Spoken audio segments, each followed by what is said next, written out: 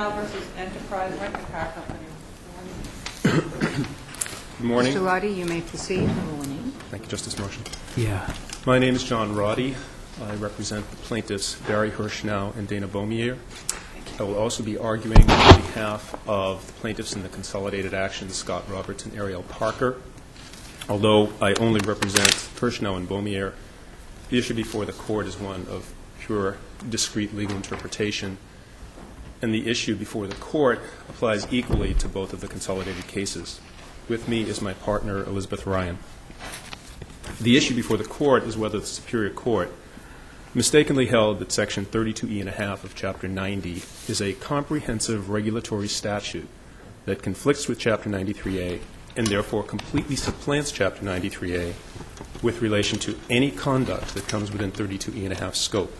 It's pretty clear that, putting that question aside, that there were pretty manifest 93A violations here. Would you agree?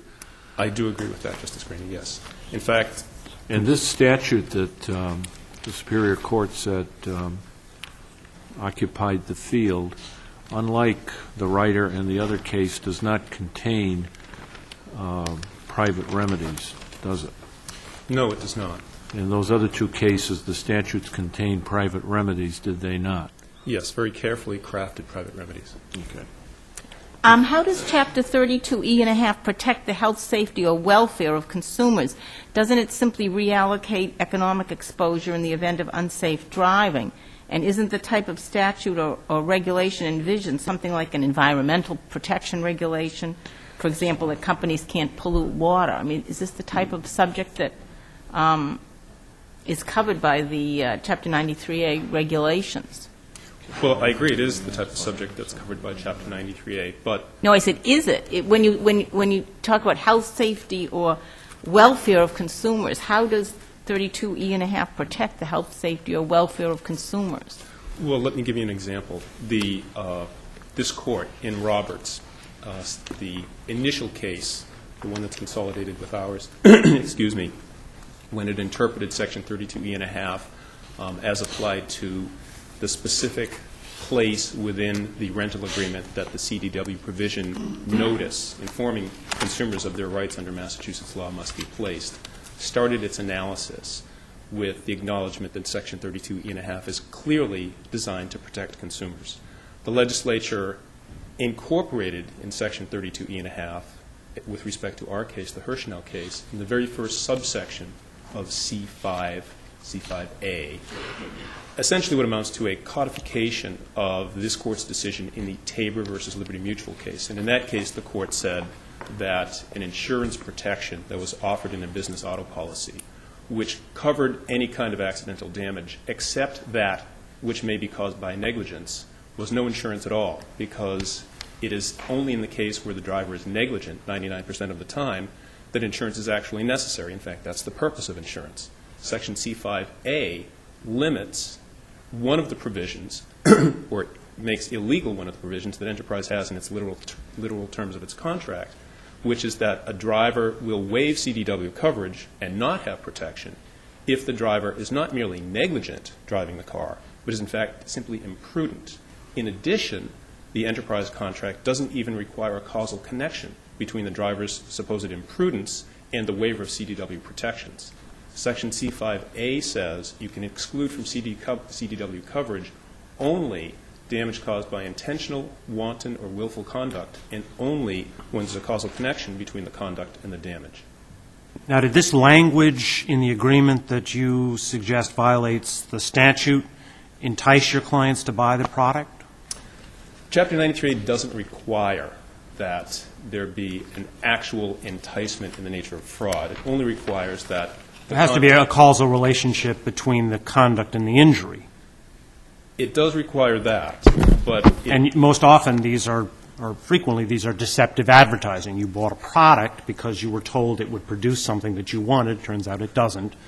Ad was deceptive. Oftentimes that is the case. Aspinall case. Where's the light injury cigarettes. here? Not the damages. Where's the injury? The injury here is that each consumer subject to this contract has essentially unwittingly waived numerous substantive rights under Massachusetts law. The right to be free from a deceptive contract is the overweening right, but In particular, one aspect of this contract limits the application of the CDW to a territorial restriction. That is, the car must be driven within the state of Massachusetts. The statute clearly says you can't put that restriction upon people. Okay, that all may be so, but what's the injury? You say the consumer has unwittingly waived numerous rights, but how have they been injured, harmed in any way?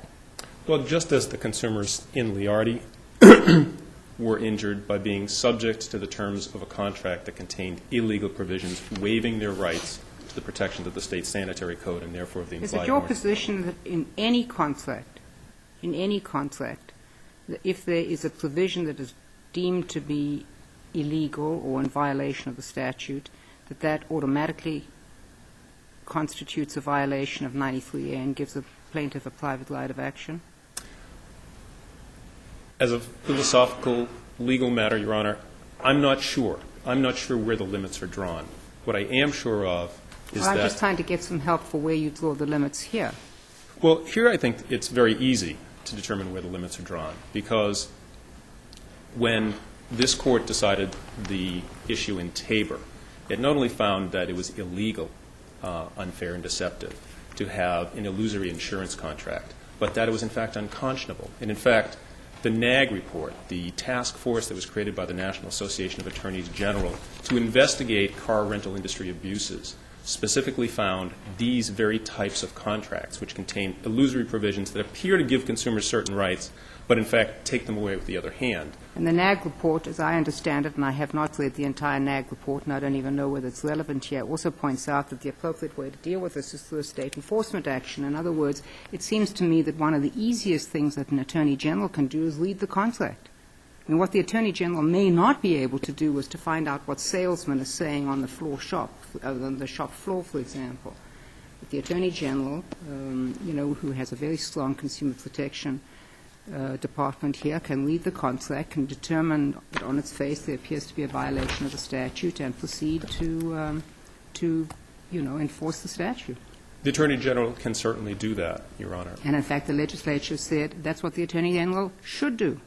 And in fact, has specified that that's the way to go about it, and has provided damages for precisely this kind of violation. I don't know what happens when you have a rental contract that says one thing, and then there appears to be a pattern where the salesperson says, oh, pay no attention to that.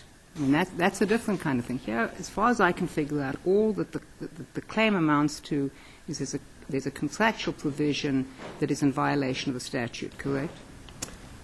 Yes, that is the claim, Your Honor. And that there was an unwitting waiver.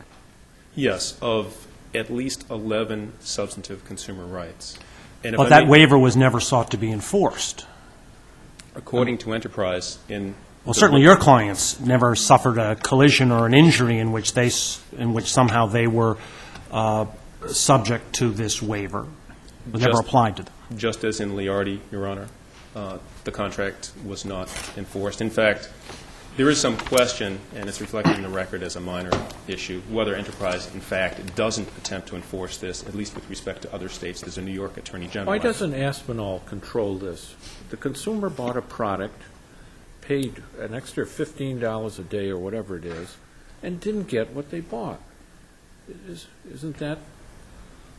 Isn't there a great similarity here between these cases, no matter what the defense appears to, attempts to distinguish them?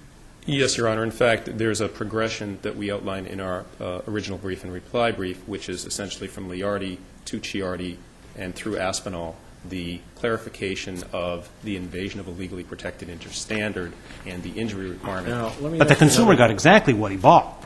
In fact, he got more than what he bought.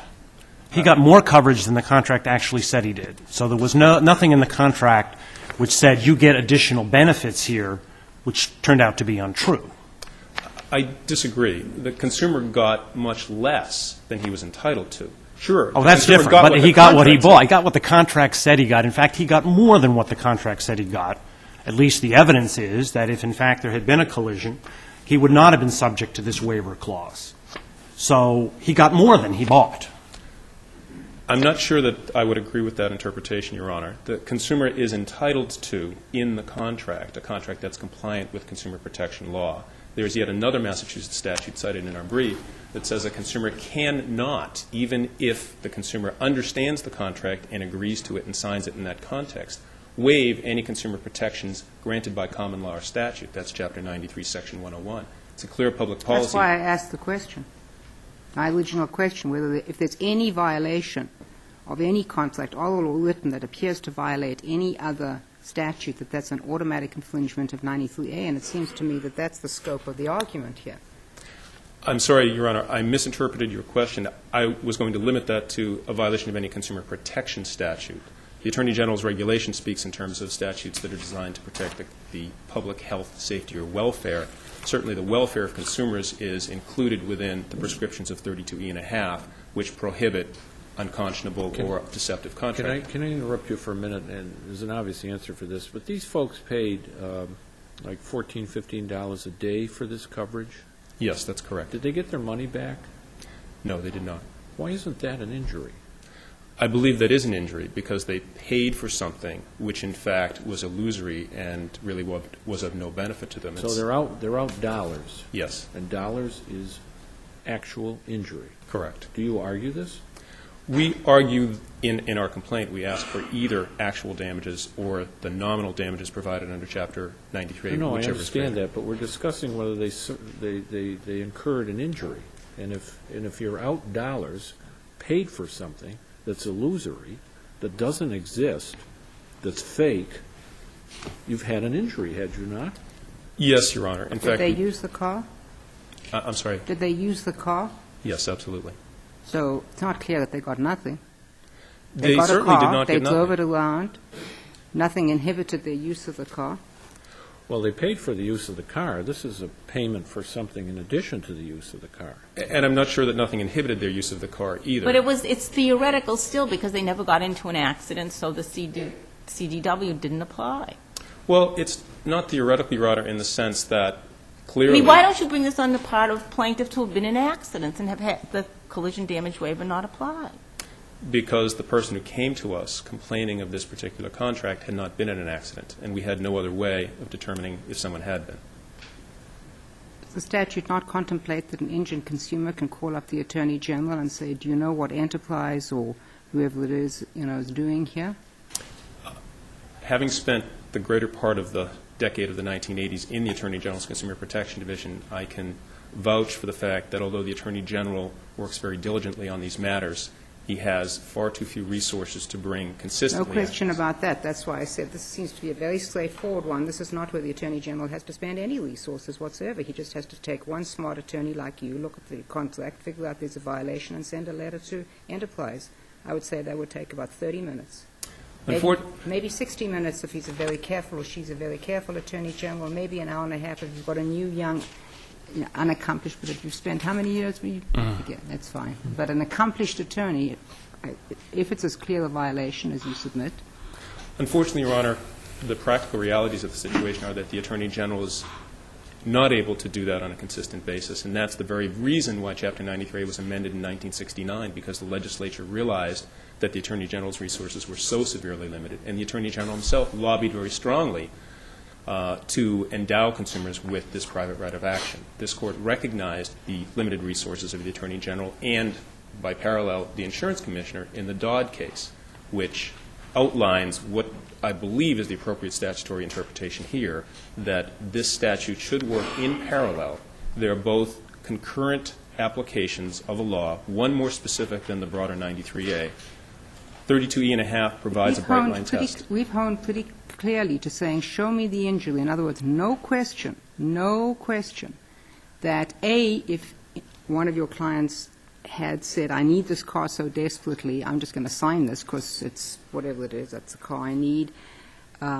B, was involved in an accident, and C, the company attempted to enforce it, no question.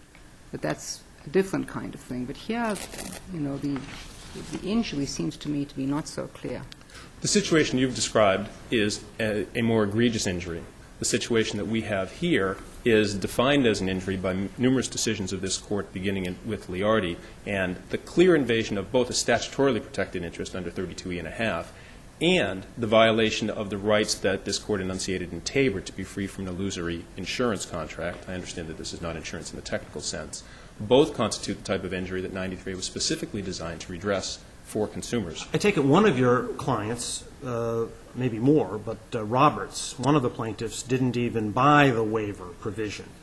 Do you claim that they're also injured as well by the fact that they had it in their contract even if they didn't acquire it?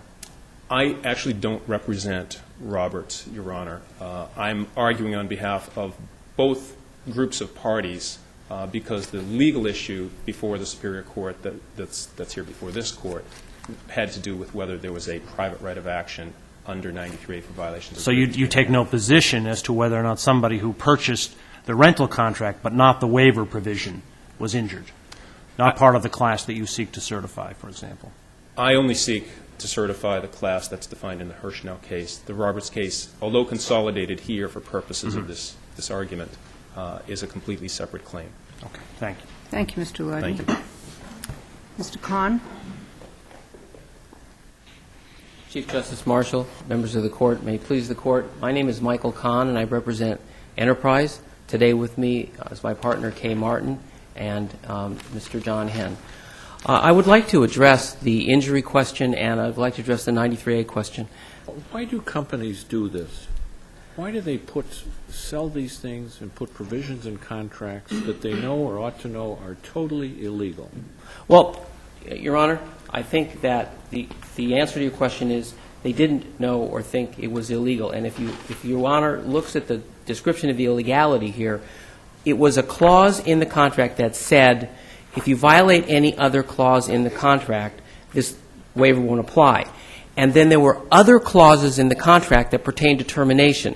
This isn't a situation in which we violated the law. In fact, we had specific rules that we had to follow under 32E1/2. We put the CDW notice in the contract exactly as we had it, and we made a mistake. There is no question we made a mistake. But, Your Honor, let's talk about what happened here. So the lawyers for Enterprise had no idea that people might be covered under their own insurance policies and would not need these CDWs? Not only did they know that, they put it in a box on the front of the contract. It says, on the front of the contract, in a box, it says, look out under if you're a Massachusetts driver, you may be covered. So not only did we know it, we put it in big type as mandated by the legislature. But what happened here? What happened here was... But if you drive the car in an imprudent manner, whatever that means, you might not be covered? If you drive the car in an imprudent manner, for example, if you drive the car in a way that the contract says you couldn't drive it, we can terminate the contract.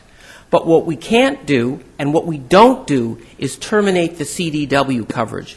The question is, what happens to the CDW coverage? The contract talks about CDW and says you buy the CDW under certain conditions. Then you bring the car back. If you had an injury and you return the car, you do nothing else. You do not make a claim, you return the car. The burden is then on Enterprise. Enterprise decides whether to pursue you. The record is undisputed. Every single time Enterprise had a CDW car that was injured, it behaved properly and legally. As Justice Corday said correctly, the consumer had something in the contract that said we might not apply the CDW to you, but we never enforced it. Not a single person ever had that experience. So let's talk about the injury. Then why is it in the contract? Because it was a mistake, and we changed it. As soon as Mr. Roddy sent us the notice, we looked it up, we realized, oh my gosh, it's a mistake, and we fixed the contract in 2002. The contracts since 2002 have conformed exactly to the statute.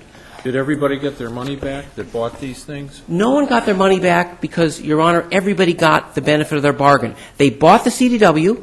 They returned the car. If they were injured, we didn't sue them. If the car was broken, we didn't sue them. If the car wasn't broken, we had no claim against them. Everybody got everything they bargained for and more. Here, and this is the difference between Aspinall, why there's no injury in this case. In Aspinall, the court said, that it was very concerned about something in the language that would make people behave differently. That in the smoker case, it looked like it was a safe cigarette, and they might buy the cigarette. In Liardi, somebody might not enforce their right to have habitability. So let's look at this contract. What do you do if you read this contract and you are the rational person? You conclude it's less attractive. You are less likely to buy the product. Now, is that injury? Is it an injury to somebody to not buy the product? If they buy the product, and then we give them more than the contract said, is that an injury? How are they injured? They bought the contract, they bought the product, and they turned the car in, and they got more than the contract said. No injury. So if someone damaged his car driving on an unpaved road and came in and said, okay, Trucks are gone. I'm covered under the collision damage waiver? 100% of the time they were covered. It's undisputed in the record. Every single person who returned the car got the full benefit of 32E and a half, paragraph 5. Is that even before the 93A notice was sent? Yes, Your Honor. Why would you have a clause in a contract that you weren't even enforcing without knowledge that there was anything wrong with the contract? Because we had two clauses. Under the CDW, there wasn't this specific exclusion. The CDW did not have this exclusion. In the termination portion of the contract, it said, if you drive the car off-road, we can terminate your contract. That we still have in the contract, and we still will do it. If you take our car and you drive it off-road and we learn about it, we will call you on the phone and say, please give us back our car. You have to pay for the time you've had it, and we get our car back. Somebody put in the exclusion clause one sentence that said, if there's any violation of the contract, this could be terminated. Nobody cross-correlated paragraph 5, the CDW provision, and paragraph 13, the list of terminable There's rights. nobody. I mean, this is a big company. Well, Your Honor, didn't vet this thing? Your Honor, we know no one cross-correlated it because we know no one ever enforced it. In fact, every time someone returned a car with a CDW waiver that they had purchased, they got 100% of the benefits. So all we have here, and this is not... So none of these things that were in there about failing to lock the car doors, driving under someone else's license, unpaved roads, driving outside of Massachusetts, if any of those things occurred and there was an accident, the CDW still paid? Yes, sir. The CDW, if the record is undisputed. There's been no challenge to that, and we won summary judgment in regard to that. So there's no injury. The point I was making about injury is, if you bought it, you're not injured because you get more than you thought you were getting. If you read it and you were deterred, what happens? Well, I'll tell you what happens. If you don't buy it, he doesn't represent you. Because this class only includes people who bought CDW and didn't have an accident. That's the only people. And this case is absolutely the opposite of Aspinall and Liardi on the injury point. Mr. Kahn, can I just ask you to go to your second thing, which was the 93A, and particularly to address that line of our cases that says, where the statute specifically addresses private rights of action, no 93A. Here we don't have a specific... Yes, Chief Justice. Chiardi, Dodd, so on and so forth. Yes. So there are two lines of cases. There is the Cabot, Ryder cases in this court, and then there's the animal rights case in the district court. Those three cases held 93A rights do not apply. In the Ryder case, there was a regulation of automobile dealers, and the automobile dealers couldn't be sued under their statute because it was a statute of limitations. And they sued under 93A, and this court, I believe Chief Justice Hennessy held, no, you cannot have a 93A right. You can't circumvent the dealer statute. In the same thing happened in the Cabot case in 2002. That was a securities case. And in the Cabot case, again, this court held that you cannot circumvent the securities law limitation and sue under 93A. Now, in both cases, the fascinating thing is what the legislature did. Did the legislature, upon hearing this court rule, did the legislature say, oh, no, 93A covers? No. In both cases, the legislature amended the law to amend the substantive statute. So in the dealer case, what the legislature did was amend 93B to say, yes, you can sue. They fixed the problem by amending the substantive statute. And in the Cabot case, they amended 93A to add a securities cause of action. I believe, indeed, 4 days after. So what does that tell you? That tells you that the legislature didn't think 93A applied, because if they did, they could have simply said, wait a minute, we've read Cabot, we've read Ryder, 93A does apply. They said, no, you were right about that, and we're going to fix it this way. Well, the legislature doesn't have much of a choice. We've interpreted the statute. If we interpreted it inconsistent with their intent, they can amend the statute to be consistent with their intent. That's also consistent with what you're saying. Exactly. You're absolutely right, Your Honor. Now, let's talk about the other two cases. The Dodd case, and I believe the Cabot case. Ciardi. Excuse me? Ciardi. Ciardi. Thank you, Your Honor. The Cabot and Ciardi case both had savings clauses. And Ciardi, in fact, referred to the fact that the Dodd case had a savings clause. And in the Ciardi case, the court relied on the savings clause. All four of those cases would have to be overruled to have the result that the plaintiff appellant wants in this case, because all four of them said the interplay of 93A and the substantive statute resulted in an examination and a determination on a case-by-case basis using principles. The principle advocated here is just a blanket. And when I sit down, the town sport case is going to be before you. And in the town sport case, the legislature did exactly what they could have done here. In the town sport case, in Section 84, the legislature says that it is hereby declared to be an unfair and deceptive practice in violation of Chapter 93A if you do something in violation of that chapter. And then the legislature said, further, in talking about relief, it said that the relief that can be granted includes lots of relief and other relief as and to the extent provided under Chapter 93A. Now, why would the legislature do that in the health care statute, the health club statute, if they didn't have to, if 93A automatically applied? So in terms of the line of jurisprudence in this court, we respectfully submit that the two cases that have said no 93A and the two cases that incorporated it all fit within the rationale. There has to be a clear indication in the statute to apply 93A. There's a couple of other reasons for this. One is, as this court noted in Roberts, there is other legislation in other states. The state of New York has 349G. In the state of New York, under 349G, their unfair practices statute, it specifically sets forth that it applies to all circumstances. California has 17205.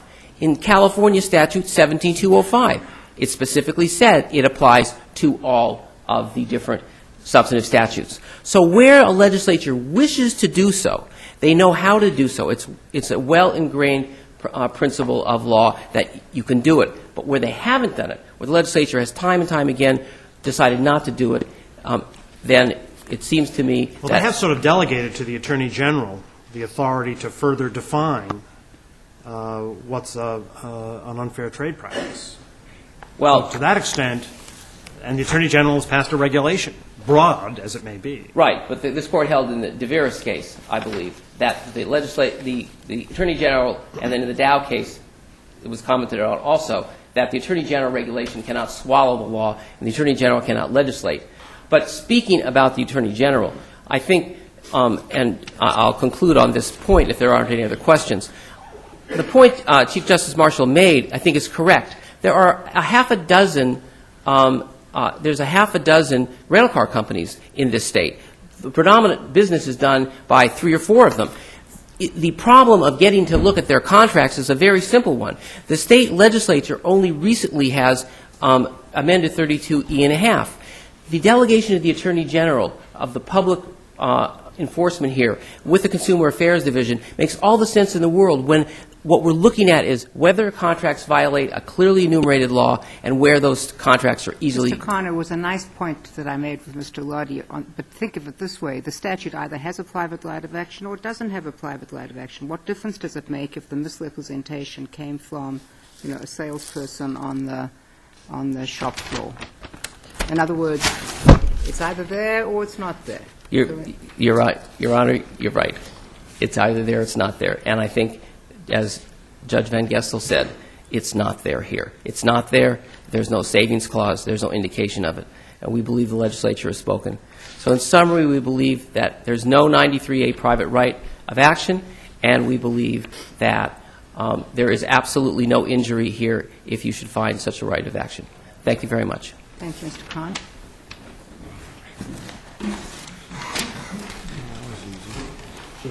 Chief.